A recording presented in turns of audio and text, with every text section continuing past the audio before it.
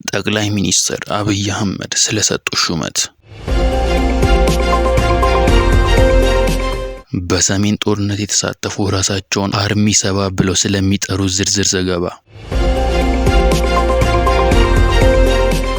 በመተከል ዞን በመንግስት ጸጥታ ኃይሎች ጥቃት ከ80 በላይ ቤቶች መቃጠላቸውን ዝርዝር ዘገባዎች።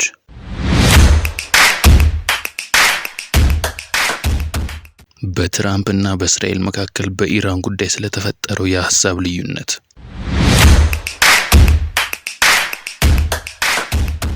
ሰላም የጳጉሜ ሚዲያ ቤተሰቦች፣ የዕለቱን ዋና ዜናዎች የምናቀርብበት ሰዓት ላይ እንገኛለን። በዚህ የመረጃ ሰዓታችን በሀገር ውስጥ እና ከባህር ማዶ የተገኙ መረጃዎችን እናቀርባለን። ቻናላችንን ላይክ፣ ሼር፣ ሰብስክራይብ እንዲያደርጉ እየጋበዝን ከመረጃዎቻችን ጋር አብራችሁን ቆዩ። ጳጉሜ ሚዲያ የዘመን ድልድይ። በደቡብ ኢትዮጵያ ክልል ጋሞ ዞን ቦንኬ፣ ጋጮ ባባና ካምባ ዙሪያ ወረዳዎች በደረሰው የመሬት መንሸራተት አደጋ ይህ ዜና እስከተጠናከረበት ሰዓት ድረስ ህይወታቸው ያለፉ ሰዎች ቁጥር 55 መድረሱን የክልሉ ፖሊስ አስታወቀ። የክልሉ ቀይ መስቀል ማህበር የሟቾች ቁጥር 99 ደርሷል ብሏል። በአካባቢው ባለፉት ጥቂት ቀናት ከባድ ዝናብ መጣሉን ተከትሎ በተከሰተው የመሬት መንሸራተት አደጋ ከሶስቱም ወረዳዎች እስካሁን 95 ሰዎች የደረሱበት እንዳልታወቀ የጠቀሰው የክልሉ ፖሊስ የነፍስ አድን ስራው አሁንም ተጠናክሮ መቀጠሉን ገልጿል። የዞኑ አደጋ ስራ አመራር ግብረ ኃይል በበኩሉ በአደጋው ምክንያት ተፈናቅለው ለችግር የተጋለጡ ወገኖች መልሶ ለማቋቋም የመጠለያ የምግብና የሕክምና እርዳታ በአስቸኳይ እንዲቀርብ ጠይቋል። በአደጋው ህይወታቸውን ያጡ ሰዎች ቁጥር ከዚህ በላይ ሊያሻቅብ ይችላል ተብሎ ተሰግቷል። ጠቅላይ ሚኒስትር አብይ አህመድ የቀድሞውን የመከላከያ ሰራዊት የምድር ኃይል ዋና አዛዥ ሌተናል ጄኔራል አስራት ዳኔሮን ከኃላፊነት በተነሱት ጌቱ አርጋው ምትክ የአዲስ አበባ ፖሊስ ኮሚሽን ዋና ኮሚሽነር አድርገው ሾሙ። ሌተናል ጄኔራል አስራት ቀደም ሲል የመከላከያ ሰራዊት መረጃ ዋና መምሪያ ኃላፊ ነበሩ። ጄኔራል አስራት ባለፉት በርካታ ዓመታት ደግሞ በቤኒሻንጉል ጉሙዝ ክልል የጸጥታ ችግሮችን ለመቆጣጠር መንግስት ያቋቋመውን የመተከል ዞን የጸጥታ እዝ በበላይነት መርተዋል። የቀድሞ የአዲስ አበባ ዋና ኮሚሽነር ጌቱ አርጋው ለ7 ዓመታት ከመሩት ፖሊስ ኮሚሽን ለምን እንደተነሱ ወይም ለኮሚሽኑ ለምን ወታደራዊ ማዕረግ ያላቸው አዲስ ተሿሚ እንደተሾሙለት የጠቅላይ ሚኒስትር ጽሕፈት ቤት አልገለጸም። በመተከል ዞን በመንግስት ጸጥታ ኃይሎች ተፈጸመ በተባለ ጥቃት ከ80 በላይ ቤቶች መቃጠላቸውን ነዋሪዎች ገለጹ።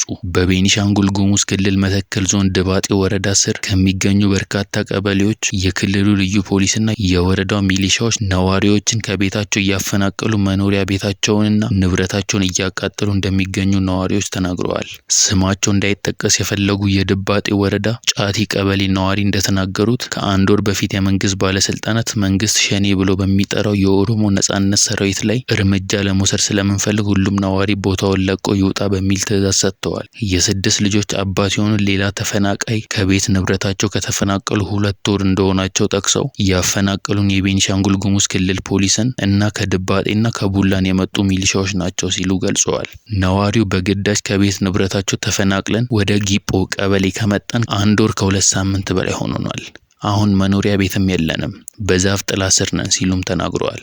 በዚህ ምክንያት ነፍሰ ጡር ሴቶች፣ ህፃናትና አረጋውያን ለተለያዩ ህመሞችና ችግሮች ተጋልጠዋል ብለዋል። በመንግስት ከተተመነው የነዳጅ ምርቶች የችርቻሮ ዋጋና የግብይት ሰንሰለት ውጪ ነዳጅ በሚሸጡ ህገወጥ አካላት ላይ የመንግስት አካላት እርምጃ መውሰድ መጀመራቸውን ገንዘብ ሚኒስቴር አስታወቀ።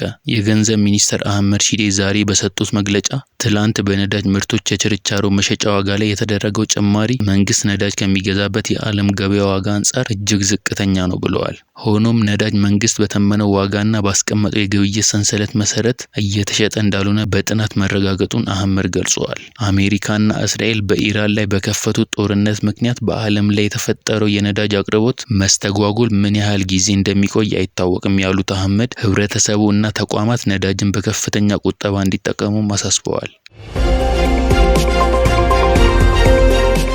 ይህ በእንዲህ እንዳለ ካለፈው የካቲት ወር መጨረሻ ሳምንት ጀምሮ በአገሪቷ የተለያዩ አካባቢዎች የህገወጥ ነዳጅ ዋጋ በከፍተኛ ደረጃ መናሩን ጳጉሜ ሚዲያ ካሰባሰቡ ምንጮች ተረድቷል። በተለያዩ የክልል ከተሞች የነዳጅ አቅርቦት እጥረት መከሰቱን ተከትሎ በሊትር እስከ 500 ብር ድረስ እየተሸጠ መሆኑን ተገልጿል። በትግራይ ክልል 1 ሊትር ናፍጣ በሊትር ከ450 ብር ወደ 550 ብር አሻቅቧል። በቤኒሻንጉል ጉሙዝ ክልል ናፍጣ በሊትር እስከ 600 ብር፣ በጋምቤላ ክልል እስከ 300 ብር፣ በአማራ ክልል እስከ 170 ብር እንዲሁም የግጭት ቀጠና በሆኑ የኦሮሚያ ክልል አካባቢዎች እስከ 350 ብር ድረስ እንደሚሸጥ ሰምተናል። ባለፉት ቀናት ነዳጅ የለም ይሉ የነበሩ ነዳጅ ማደያዎች ከትናንቱ የነዳጅ የችርቻሮ ዋጋ ጭማሪ በኋላ አገልግሎት መስጠት ጀምረዋል ተብሏል። ብሔራዊ የተሃድሶ ኮሚሽን በኢትዮ ሱዳን ድንበር ሲንቀሳቀሱና ለህወሓት ወግነው በሰሜኑ ጦርነት የተሳተፉ ራሳቸውን አርሚ 7 ብለው ለሚጠሩ 500 ያህል የቀድሞ የመከላከያ ሰራዊት አባላት ከተያዘው ሳምንት ጀምሮ የተሃድሶ ስልጠና መሰጠት መጀመሩን አስታወቀ። የቀድሞዎቹ የመከላከያ ሰራዊት አባላት ወደ ሀገራቸው ገብተው የተሃድሶ ስልጠና ለመውሰድ በጠየቁትና መንግስትን በፈቀደው መሰረት የተሃድሶ ስልጠናውን አዋሽ አርባ በሚገኘው የተሃድሶ ማሰልጠኛ ማዕከል እየወሰዱ መሆኑን ኮሚሽኑ ዛሬ ባወጣው መግለጫ ገልጿል። የቀድሞቹ የህወሓት ተዋጊዎች የተሃድሶ ስልጠናውን ሲያጠናቅቁ የማቋቋሚያ ክፍያ እየተከፈላቸው ወደ ህብረተሰቡ እንደሚቀላቀሉም ኮሚሽኑ አስታውቋል። የኢትዮጵያ መገናኛ ብዙሃን ባለሙያዎች ማህበር የኢትዮጵያ መገናኛ ብዙሃን ባለስልጣን በአዲስ ስታንዳርድና በዋዜማ ሬዲዮ ላይ የጣለውን እገዳ እንዲያነሳና መገናኛ ብዙሃኑ ጥሰዋቸዋል ያላቸውን የህግና ስነ ምግባር ጥሰቶች ግልጽ እንዲያደርግ ጠየቀ። መንግስት መገናኛ ብዙሃን የእውቀት ምህዳር አካል እንጂ የጸጥታ ስጋት አድርጎ መመልከት እንዲያቆም የጠየቀው ማህበሩ ከእገዳ በፊት የጥሰት ወንጀላዎችን በመገናኛ ብዙሃን ምክር ቤት በኩል እንዲታዩ አሳስቧል። ባለስልጣኑ እንደ ሮይተርስ እና ዶቼቬሌ በመሳሰሉ የውጭ ዜና ምንጮች ዘጋቢዎች ላይ የወሰደው የዘጋቢዎች እገዳ እርምጃ ኢትዮጵያ ከዓለም አቀፍ መገናኛ ብዙሃን መድረክ እንድትገለልና ህዝብ መረጃ እንዳያገኝ የሚያደርግ ነው በማለት ማህበሩ ተችቷል። ማህበሩ ብሔራዊ ጥቅምን አደጋ ላይ መጣልና የመገናኛ ብዙሃን ስነ ምግባርን መጣስ የሚሉ ምክንያቶችን በመጥቀስ መገናኛ ብዙሃኑን መወንጀል ከመገናኛ ብዙሃን አዋጅ መንፈስ ጋር ይጋጫል ብለዋል። ከባህር ማዶ ወዳገኘናቸው መረጃዎች ስናልፍ ዳንጎቴ ሲሚንቶ ፋብሪካ አሜሪካና እስራኤል ከኢራን ጋር ግጭት ውስጥ ከገቡ ወዲህ በዓለም አቀፍ ደረጃ የማዳበሪያ ገዢዎች ፍላጎት በከፍተኛ መጠን መጨመሩን እንደገለጸ ብሉምበርግ ዘገበ። የዓለም 1/3 የማዳበሪያ አቅርቦት የሚተላለፍበት የሆርሙዝ ሰርጥ በመዘጋቱ ኢራን የምታቀርበው ዩሪያና አሞኒያ ማዳበሪያ መስተጓጎሉን ዘገባው ጠቅሷል። በግጭት ዙሪያ በማዳበሪያ ምርት ግብዓትነት የሚውለው የተፈጥሮ ጋዝ በዓለም ገበያ ዋጋ በከፍተኛ ደረጃ መጨመሩን የማዳበሪያ ምርትና አቅርቦት በዓለም ላይ እንዲስተጓጎል ምክንያት መሆኑን ዘገባው አመላክቷል። የአሜሪካው ፕሬዝዳንት ዶናልድ ትራምፕ ከኢራን ጋር ያለውን ጦርነት በቅርቡ እንደሚያጠናቅቅና በፈለኩት ጊዜ እንዲያበቃ ማድረግ እችላለሁ ሲሉ በራስ መተማመን ገልጸዋል። ፕሬዝዳንቱ አክለውም ከተካሄዱት ተከታታይ ጥቃቶች በኋላ አሁን ላይ በኢራን ውስጥ ምንም ኢላማ የሚደረግ የቀረ ነገር የለም ብለዋል። በአንጻሩ የእስራኤል መከላከያ ሚኒስተር ኢስራኤል ካትዝ ጦርነቱ ያለምንም የጊዜ ገደብ እንደሚቀጥል በመግለጽ ከትራምፕ የተለየ አቋም አንጸባርቀዋል። ይህም በሁለቱ ሀገሮች መካከል የጦርነቱ ፍጻሜ በተመለከተ ግልጽ የሆነ የስትራቴጂ ልዩነት መኖሩን አመላካች ሆኗል። እስራኤልና ኢራን ዛሬም በዘመናዊ የጦር መሳሪያዎች እየተለባለቡ ነው። ዜጎች እያስበሉ ከተሞች እያወደሙ አጸፋ እየተመላለሱ ይገኛሉ። ኢራን ዛሬ በሆርሙዝ ሰርጥ 3 መርከቦች ላይ ጥቃት ሳትፈጽም እንዳልቀረች ተዘግቧል። የተወደዳችሁ የጳጉሜ ሚዲያ ቤተሰቦች ለዛሬ ያዝናቸው መረጃዎች እነዚህ ነበሩ። ቻናላችንን ሼር፣ ሰብስክራይብ፣ በኮሜንት መስጫ ሳጥን ላይም ሀሳብ፣ አስተያየት፣ ጥቆማ እንድታደርሱን እንጋብዛለን። ሰላም ለምድራችን። ጳጉሜ ሚዲያ የዘመን ድልድይ